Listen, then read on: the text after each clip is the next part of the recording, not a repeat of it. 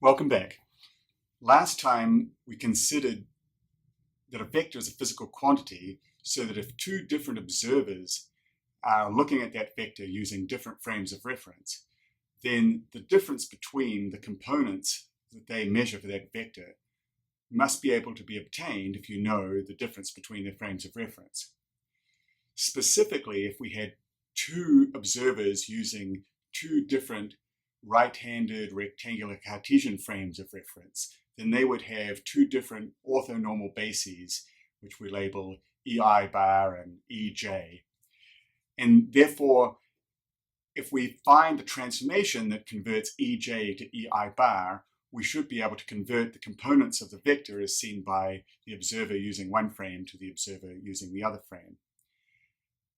And what we further went on to show is that given that these two frames of reference are orthonormal, they're both Cartesian with unit orthogonal base vectors, and they both have the same handedness, then the transformation from EJ to EI bar would be a proper orthogonal matrix. In other words, it would be a rotation. And therefore we could write that EI bar is equal to Mij times Ej, where Mij is a matrix of angle cosines, and therefore Mik times Mjk equals delta Ij. In other words, M is an orthogonal matrix, or M by M transpose is equal to I. So if M is a rotation that takes you from Ej to EI bar, then M transpose would be the inverse rotation that takes EI bar back to Ej. And as we showed last time, the components of this matrix are just the angle cosines, the cosine of theta ij between each of the three base vectors in one coordinate frame and each of the three base vectors in the other coordinate frame. So now that we can transform from one frame of reference to another, we must be able to find the components of a vector A in the new frame of reference, given its components in the original frame of reference, using that transformation. So the vector A has components AI bar in EI bar and AJ in EJ, and therefore equals Aj by Mij times EI bar. In other words, the components of the vector in the two frames of reference are related by M, so AI bar equals Mij times Aj. And similarly, AI equals Mji, Aj bar, where Mji is the transpose of Mij and therefore the inverse since it's orthogonal. Or in matrix notation, A bar, the components of A in the new coordinate frame, is equal to M by A, and A is equal to M transpose by A bar.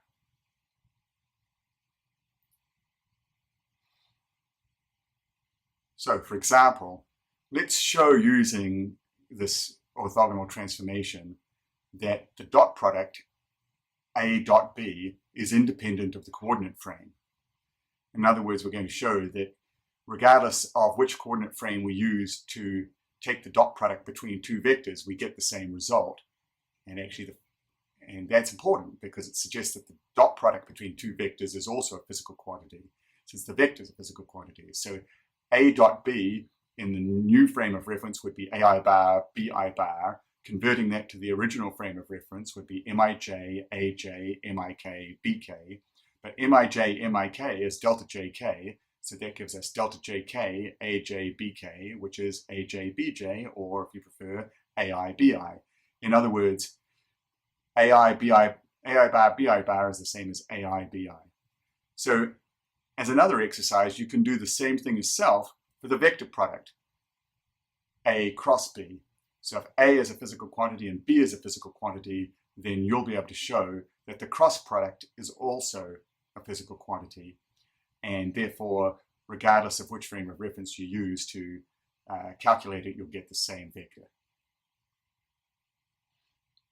So now let's move on to a new notation, which is the tensor or dyadic product. So again, the name tensor product refers to the result of the operation. The name dyadic refers to the operator.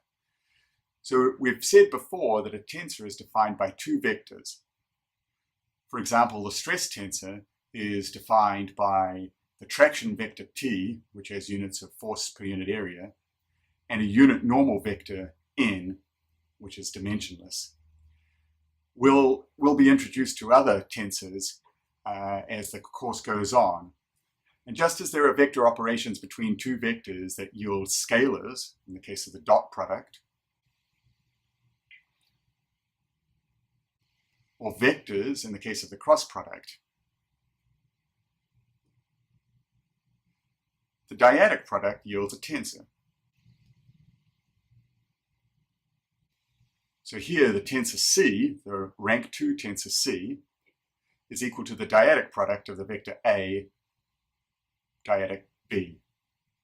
In index notation, this would be Cij equals AI Bj, or in matrix notation, C equals A by B transpose. In other words, a 3 by 1 matrix by a 1 by 3 matrix gives a 3 by 3 matrix.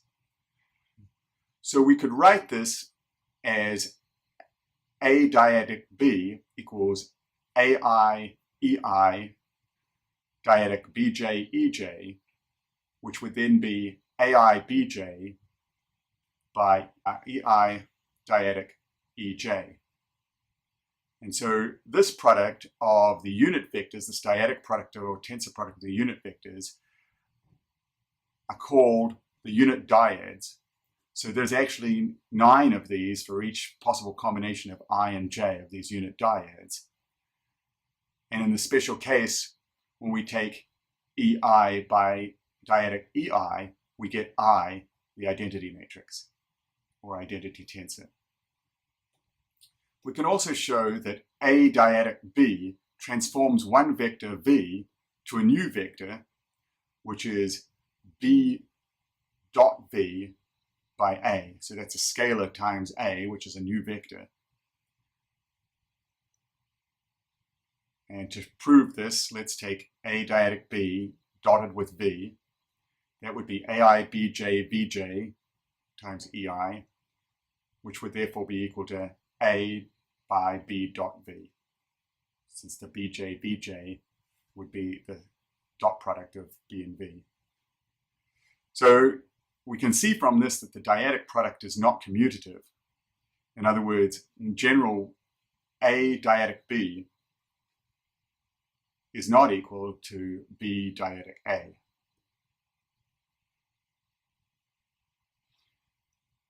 Now, equation 1 above must be independent of the choice of coordinate system. So just like we did for vectors, we should be able to write the components of the tensor in a new frame of reference and convert from one frame to the other frame using the rotation that takes us from one frame to the next.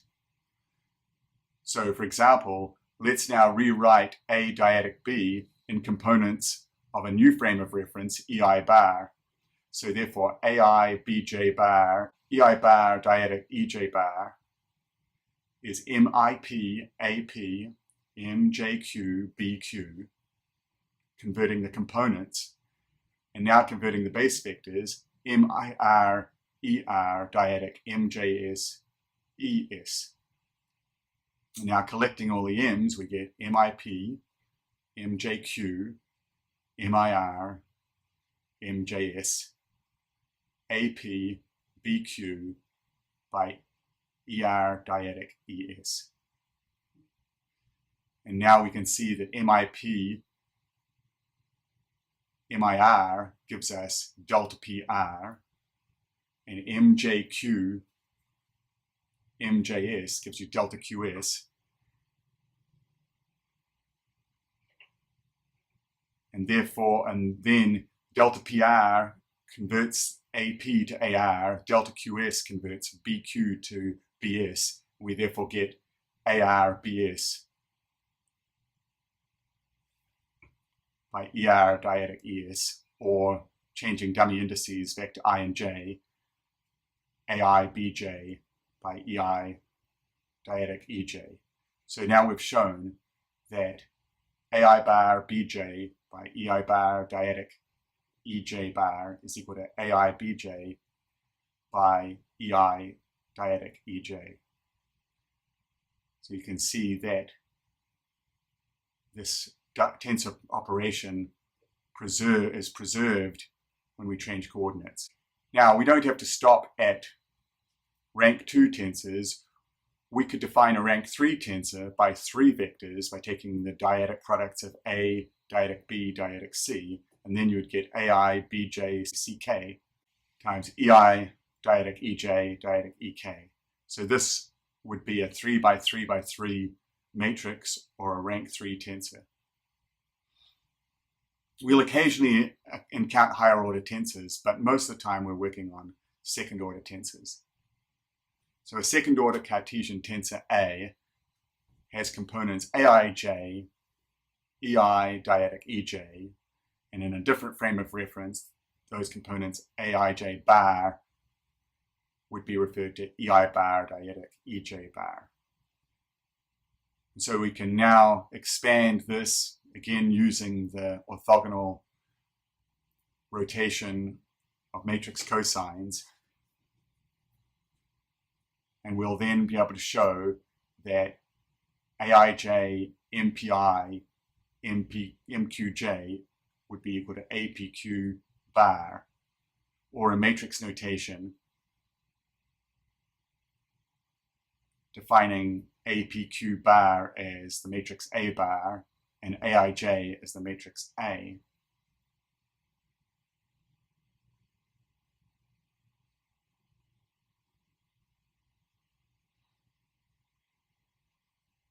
Then we get A bar is equal to M, A, M transpose. And the inverse A is equal to M transpose, A bar, M. So this is the equivalent application of the orthogonal rotation M to a tensor instead of to a vector. So now we use M twice instead of once. And we've actually seen a transformation of this kind before. This is the same form as the spectral decomposition, and transformations of this kind are called symmetry transformations. That's because one of the properties of this type of transformation is that it always preserves the symmetry of a matrix. If A is symmetric, then A bar will be symmetric. If A bar is symmetric, then A will be symmetric. In the spectral decomposition, the matrix P, whose columns were the eigenvectors, is a special case of M. It is also orthogonal. It's the orthogonal matrix that rotates the coordinates into principal axes, which are defined by the eigenvectors, provided that the tensor A, or the matrix of its components, is symmetric. We mentioned a third order tensor could be obtained by taking the dyadic product of 3 vectors, and so the components of the third order tensor B would be Bijk, EI, dyadic EJ, dyadic EK, and then in a different frame of reference, EI bar, they would be Bijk bar by EI bar, dyadic EJ bar, dyadic EK, etc. So the properties that we've talked about for defining second order tensors can be extended to third order and above. Now let's consider some specific properties of second order tensors that are properties we've seen before in the context of matrices. So the first one is symmetry. So in the same way that a matrix is symmetric, a tensor is symmetric if the matrix of its components is symmetric. In other words, if A equals A transpose, and hence the components Aij are equal to Aji. So this is a property not only of the matrix, but of all matrices that can be obtained to represent A. which means that symmetry is actually a property of a tensor, not just a property of a matrix. And thus we can write that A is equal to A transpose as a property of the tensor, and it's a symmetric tensor. And similarly, we can have a skew tensor or antisymmetric tensor in which A is equal to minus A transpose. In other words, if the components of A are symmetric in one frame, they're symmetric in all frames. If they're skew in one frame, they're skew in all frames. And as a result, it's really a property of a tensor. It's not just a property of a matrix. And we can similarly decompose a tensor into symmetric and antisymmetric or skew parts by taking 1/2 of A plus A transpose, which would therefore always be symmetric, plus 1/2 of A minus A transpose, that would therefore always be antisymmetric. And these operations are sometimes called sim A and skew A. So any tensor can be decomposed into a symmetric part and a skew part. Of course, if the tensor was symmetric, the skew part would be 0. I've posted a handout on TED summarizing tensor index and matrix notations for you to review.